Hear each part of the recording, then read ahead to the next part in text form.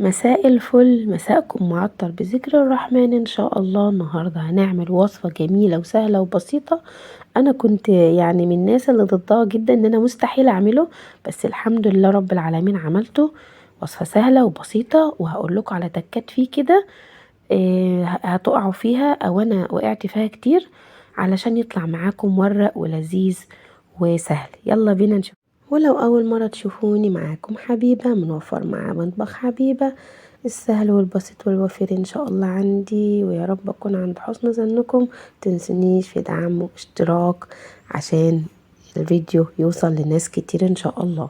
معانا هنا 4 كوبايات من الدقيق، ذرة ملح، كوباية مية دوبت فيها السكر علشان يبقى سهل عليا. حطيت كوباية بحالها ومليت الكوباية التانية. تمام. طبعا أنا دقيقي غير دقيقك، كل دقيق بياخد كمية مية معينة. هبتدي كده اعجن كل الدقيق كله مع بعضه كده، انا هلمه الاول، وبعد ما المه هبتدي اعجن فيه بقى براحتي، بس الم كله كده مع بعضه، مش هيتحط له اي حاجة تانية. هو شوية الدقيق، ذرة الملح، شوية السكر على حسب ما انتي عايزة تزودي السكر وتخليه حلو شوية، تمام، حسب ما انت عايزه. بس هو كده طلع السكر مظبوط. حطيت انا 3 معالق من السكر الصغيرين. خلاص انا لميت العجينه اهي بايدي. هتقول لا انا مش بقدر اعجن كتير. بصي انا بوريك اهو، انا سبتها كده شويه، سبتها دقيقه ورجعت لها تاني. هبتدي اعجن. بصي العجينه اختلفت جدا في الدقيقه دي. هعجن دقيقه واسيب دقيقه، هعجن دقيقه واسيب دقيقه، لمده مرتين او 3 هتلاقي العجينه معاكي جميله، وما فضلتيش تعجني حوالي 10 دقايق على بعضهم. تمام كده معاكي عجينه لينه ممتازه، ملبن ملبن ملبن، جميله جدا. هبتدي هنا. بصي انا عايزه اوريها لك عامله ازاي وجمالها، بس هعجنها انا شويه تاني بالدقيق العادي خالص يا جماعه. زي ما انا وريتكم انا عاجنه بدقيق عادي خالص، مش دقيق مخبوزات اللي هو بتاع الفطير المعين اللي له عرق، لا ده فطير عادي خالص. انا كتر العجن اللي انا عجنته ده عمل للدقيق عرق، بقى كده ممتاز جدا وحلو قوي معايا. هجيب طبق هملى زيت، هقسم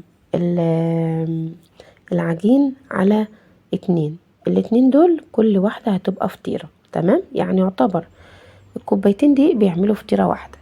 انا جيت هنا كنت هقسم على 3 كور، تلاقيت 3 كبار هقسمهم على 4 كور. تمام، 4 كور كده، وهكون طبعا دهنة زيت زي ما انتوا شايفين، وهظبط كل كورة كده عشان تبقى قد بعضها.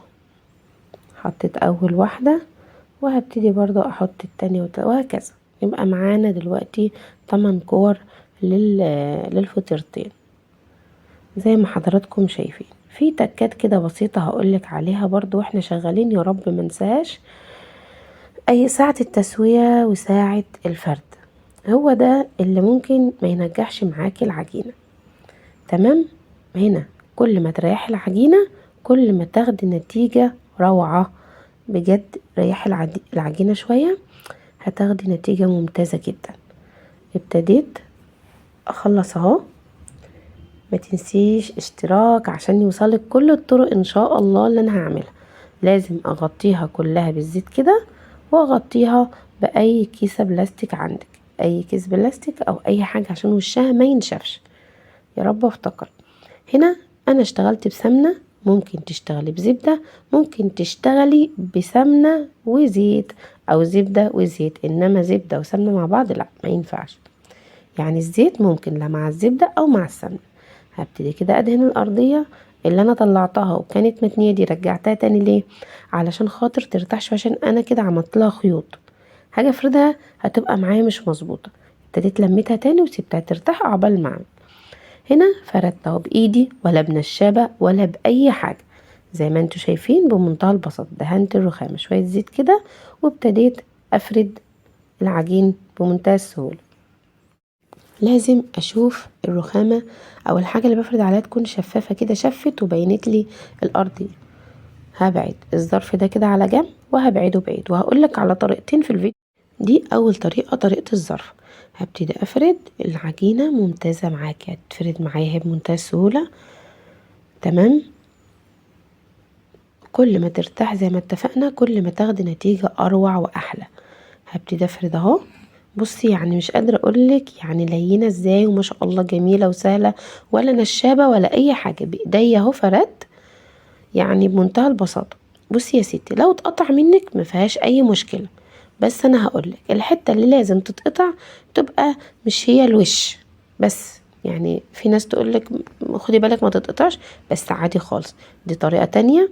ابتديت كده اقطع، خدت شايفاني انا بوريكي الجنب الكبير ده هو اللي هيبقى الوش اللي هياخد كل الوشاش دي. اخدت قطعة كده كده قصاد بعضها، واخد اخر قطعة واداري بيها كده. انا معايا تمام التمام. هحطها برضو على جنب، لميتها اهي، احطها على جنب واحط تالت طبقة. انا كده مقسمة الفطيرة على 4. دي التالتة اهي.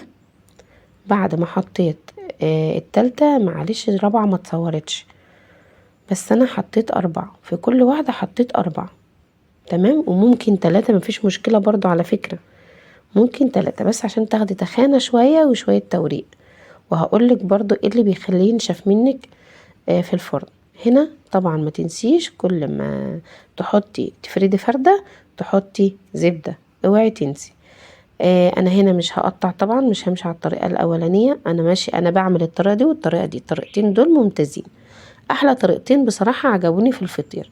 هبتدي كده الم تمام. اهم حاجة ان الغطا اللي تحت ده كده يكون مفيهوش خدشة تمام. لازم الخطا اللي تحت ده يكون هو اللي مش مقطوع، بس كده.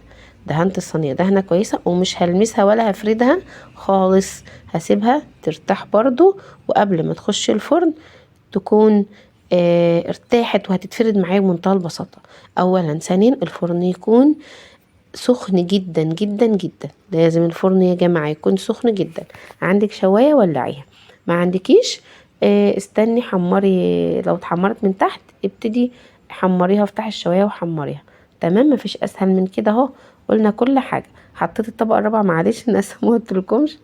هبتدي اهو افرد. بصي مرتاحة جدا جدا. هوريك الصينية التانية برضو فردت معايا بمنتهى السهولة. لو انت فردتي وقتها على طول مش هتتفرد معاكي على طول، مش هتبقى طرية كده وتتفرد. الفرن يا جماعة يكون سخن جدا. تلاقيها اتحمرت من تحت وما اتحمرتش من فوق، اطفي عليها هتنشف منك، اطفي عليها وحمريها شوية في الشوايه. بص انا حبيت اوريها لك سهلة ازاي، اتفردت معايا بمنتهى السهولة ازاي، مفيش اسهل من كده. كل ما يرتاح كل ما يديكي نتيجة احسن. خلاص. وهبتدي كده اخلصهم، وهما بعد ما خلصتهم كده عجنت كمان كوبايتين دقيق، يعني معايا 6 كوبايات، وقطعتهم. بصي ما شاء الله دخلتها الفرن وطلعت ممتازة فوق الممتازة. طلعي عايزة طري قوي ممكن تحطيه في كيسة او في حلة او حاجة يعني متغطية، تغطيه يعني عشان يفضل طري. بصي التوريق او بصي الجمال، بصي مش احلى من كده. اشتراك بقى علشان يوصلك كل جديد ان شاء الله، وفعلي الجرس عشان الطرق اللي جايه ان شاء الله احسن واحسن. وهعمل لك الفطير الشرقي وهعمل لك منه حاجات ممتازه جدا.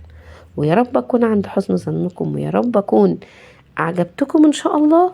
واشوفكم في فيديو جديد، والسلام عليكم ورحمه الله وبركاته. اترككم في رعايه الله وامنه.